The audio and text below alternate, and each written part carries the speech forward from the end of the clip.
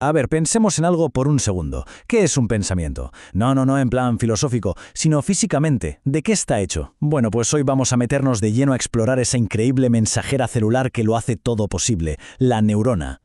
Y esa es, justamente, la pregunta del millón, ¿no? ¿De qué está hecho un pensamiento de verdad? ¿Es un chispazo, pura química o algo más, algo intangible? Miren, esta es la pregunta que va a ser nuestra guía en este recorrido. Ok, para entender bien qué es una neurona, tenemos que hacer un pequeño viaje en el tiempo. Vamos a ir a una época en la que la verdad la idea de cómo funcionaba el cerebro era, bueno, totalmente distinta. Y fue justo ahí cuando una idea revolucionaria lo cambió absolutamente todo. Imaginen esto, durante muchísimo tiempo la ciencia pensaba que el cerebro era como una madeja de lana, ¿saben? Un solo tejido, todo enredado, sin principio ni fin. Pero de repente a alguien se le ocurrió una idea que parecía una locura. ¿Y si no es una sola cosa? ¿Y si en realidad es una red formada por miles de millones de piezas separadas, de células individuales, que de alguna manera se comunican entre ellas? Y el gran protagonista de esta historia es ni más ni menos que el español Santiago Ramón y Cajal. Sus dibujos eran obras de arte súper detallados y sus teorías fueron las que pusieron la primera piedra de lo que hoy llamamos neurociencia moderna. Lo que descubrió junto a Golgi fue tan importante que les dieron el premio Nobel en 1906. O sea, literalmente nos entregaron el primer mapa para empezar a navegar el cerebro. Muy bien, ya sabemos que el cerebro está hecho de estas piezas individuales. Así que, ¿qué tal si ahora ponemos una de ellas bajo el microscopio? Vamos a ver de cerca la anatomía de una de estas mensajeras alucinantes. A ver, se puede pensar en esto como una cadena de montaje súper eficiente. El primer paso, las dendritas. Son como las antenas, siempre a la escucha, captando señales de todas partes. Luego, toda esa información llega al cuerpo de la célula, al soma, que es como el centro de control. Ahí se decide si el mensaje vale la pena. Y si la respuesta es sí, ¡zas!, se dispara. Se envía la señal a través de un cable larguísimo, el axón, para que le llegue a la siguiente en la fila. Claro, y para que esa señal viaje a la velocidad de la luz, o casi, muchos axones tienen un truco, un recubrimiento especial llamado mielina. Funciona exactamente igual que el plástico que recubre un cable eléctrico, es un aislante. Su trabajo es que la señal no se pierda y vaya a toda pastilla, sin interferencias. Ojo, no todos los axones la tienen, pero la mielina es absolutamente clave para las comunicaciones más rápidas del cerebro. Vale, ya tenemos claro cómo viaja el mensaje dentro de una neurona. Pero la gran pregunta es, ¿cómo pasa a la siguiente? ¿Cómo da ese salto? Aquí es donde la cosa se pone de verdad interesante. Es lo que se conoce como el salto sináptico. Y aquí, atención, viene la gran revelación, la sorpresa mayúscula. A pesar de estar en constante comunicación, las neuronas, en realidad, nunca llegan a tocarse. Siempre hay un espacio diminuto, microscópico, que las mantiene separadas.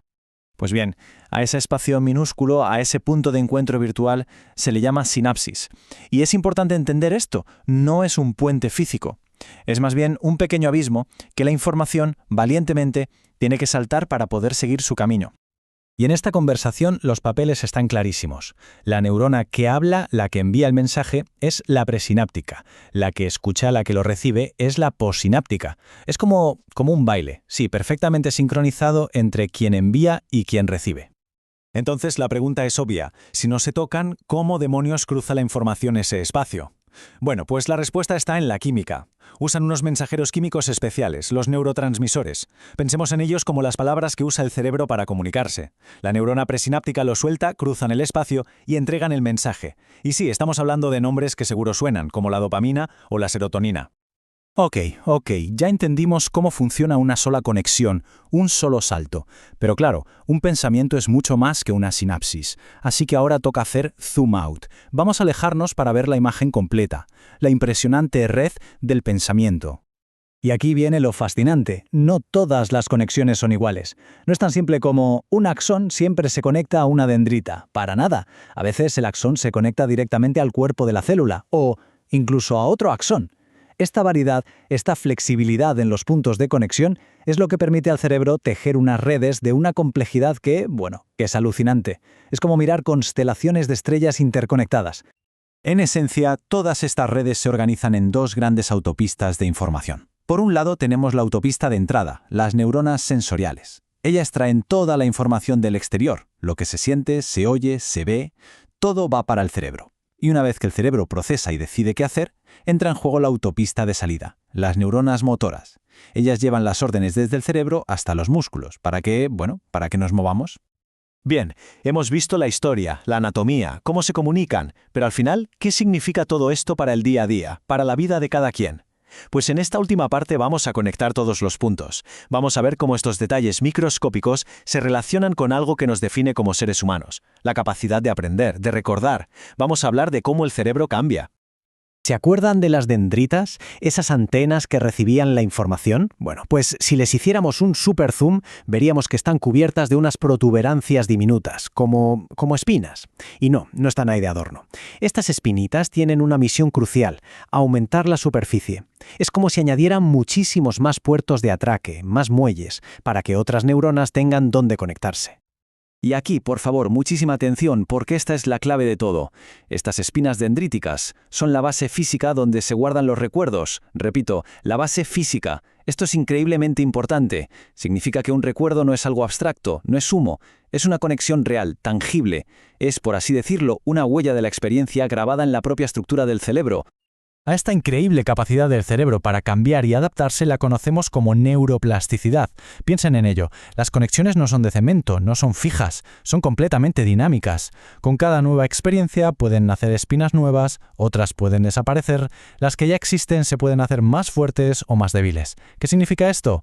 Pues que el mapa de cerebro no es estático. Es único para cada persona y, lo más alucinante, se está redibujando a sí mismo constantemente con cada cosa que aprendemos, con cada cosa que vivimos. Y todo esto nos lleva a una última reflexión, una idea casi filosófica.